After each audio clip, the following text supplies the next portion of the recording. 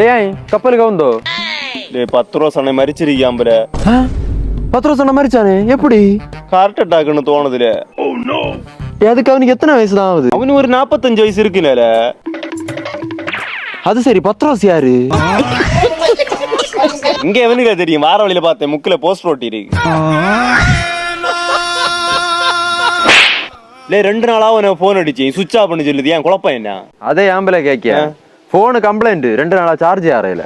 அதுக்கு நீ போன் எடுத்து 2 வாரம் இல்ல ஆகுது. ஆமால எடுத்து 2 வாரம் தான் ஆகுது.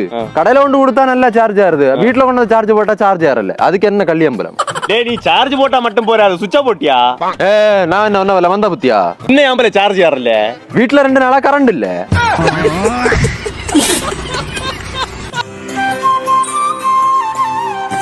இவன் எங்க போறான்? இல்லையா அண்ணா எங்க தருது எட்டோடியா? நீ பொண்ணு ஒண்ணும் கேட்டாங்க, நான் வீட்டுல பயங்கர அடியும் வகலாம் கேட்டா பயங்கர தலைகனமா இருக்கு. காலத்தை லைட் அடிச்சுல நாங்க இருக்கேன் வாரியா? நான் ஒண்ணு வரல, நான் குடிய நிறுத்தியாச்சு. குடிய நிறுத்தினியா? என்ன தொட்டு? நாளத்தோட 2 நாள் ஆகுது.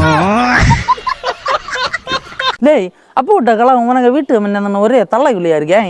அவனு தலைக்கு கிறுக்கலாண்ணா. அவனு வீட்டுல என்ன காணாத போனா என்ன வீட்டுல வந்து சண்டைக்கு வரான்.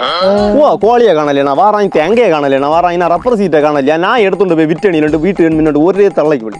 நம்ம வர்த்தியா குடிக்க அவனு வேற நிறைய. அவன்கிட்ட ஒண்ணு பேசிட்டு இருக்காது, இறங்கி போய் ஒண்ணு இல்லைங்க ஃபுல்லா உங்களே தான் பழியாக்கிட்டு இருப்பே. வாரது வாரான் விட்டு தின்னதுக்கு அப்புறம் வந்து நிக்கான். இதே போல அவனை கோழிய பொறிச்சு தின்னதுக்கு அப்புறம் வந்து நிக்கான். நான் எங்கண்டு எடுத்து கொடுப்பேன் இவனுக்கு கோழிய.